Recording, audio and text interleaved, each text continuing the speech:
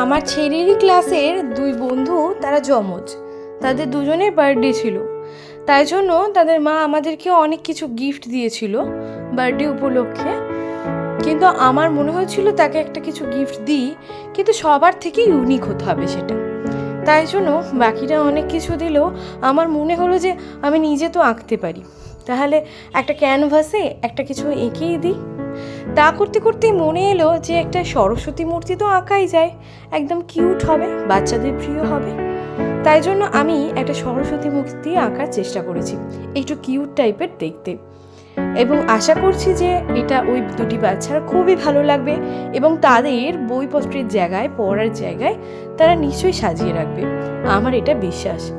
এই ক্ষুদে পড়ুয়াদের কাছে আশা করি এই সরস্বতী মূর্তিটি খুবই পছন্দের হবে, সেই বিশ্বাস নিয়েই আমার এই ছবি আঁকা।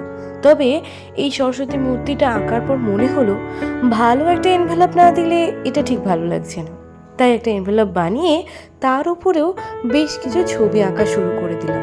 এনভেলপটার উপরে আমি একটি যমজ ভাইয়ের ছবি এঁকেছি, যে এনভেলপটা দেখলে তাদেরও ভালো লাগবে এবং সত্যি একটা বার্থডে ফিল হবে বলে সেই রকম টাইপেরই একটি ছবি আঁকার চেষ্টা করেছি।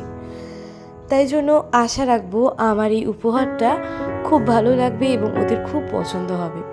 জানি না, এখনও ওরা আমাকে নিজে মুখে জানায়নি, তবে আশা করছি যে পছন্দই হবে।